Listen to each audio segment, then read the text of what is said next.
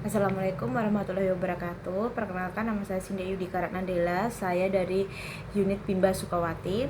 Di sini saya mau menjawab pertanyaan dari tugas belajar di luar kelas hari ke-15, yaitu pertanyaan pertama yang A, yaitu jawablah pertanyaan mengenai tahap awal. Yang pertama, apa pengertian tahap awal? Yaitu fase pengenalan dasar-dasar pembelajaran untuk menarik minat anak-anak. Untuk pertanyaan kedua, apa pengertian dari huruf simbol? Yaitu presentasi visual dan huruf-huruf yang digunakan untuk mengajarkan anak-anak mengenai bunyi vokal dasar. Untuk pertanyaan yang ketiga, yaitu tahap awal disebut juga dengan tahap apa? Yaitu dengan tahap pengenalan. Pertanyaan yang keempat, apa tujuan adanya tahap awal?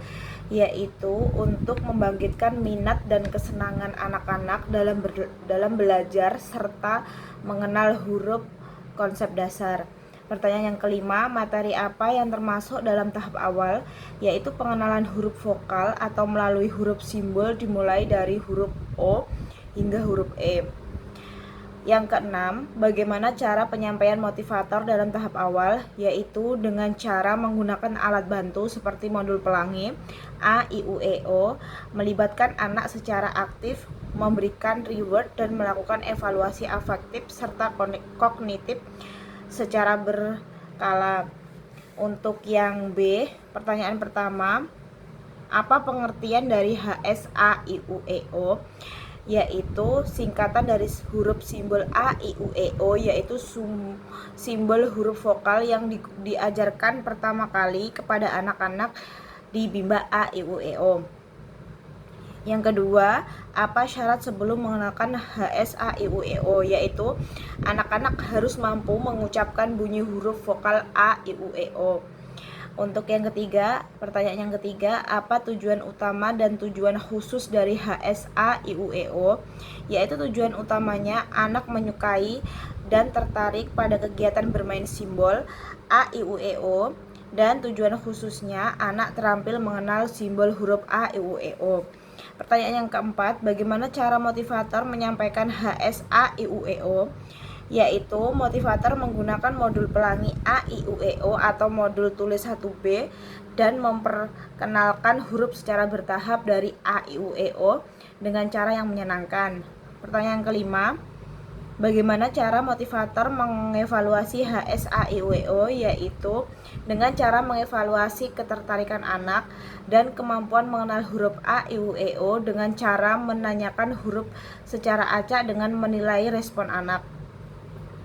Pertanyaan yang keenam, apa tahap selanjutnya setelah HSAIUEO? Yaitu melanjutkan ke materi selanjutnya sesuai dengan kurikulum baca AIUEO bahwa semua syarat yang diperlukan sudah terpenuhi.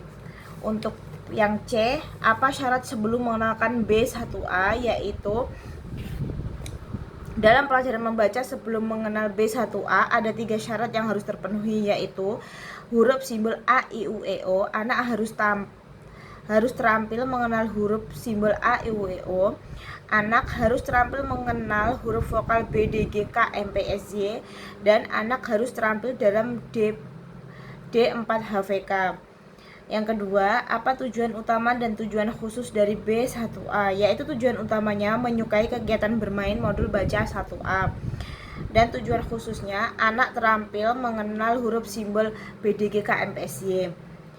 Pertanyaan yang ketiga, bagaimana cara motivator menyampaikan modul B1A? Yaitu dengan mengajak anak berdialog menggunakan gambar yang ada di dalam modul, mengajak anak mengulang dikte 4HVK menggunakan gambar sebagai kamus,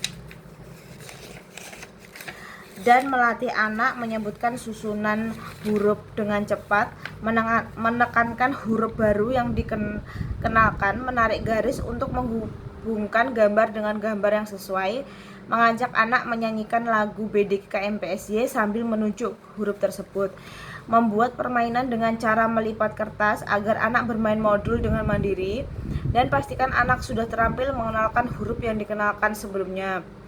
dan memberikan lembar modul selanjutnya. Arahkan anak agar berperan aktif dan memberikan reward minimal 5 menit sekali, dan evaluasi afeksi setiap saat serta evaluasi kognitif setiap 10 menit.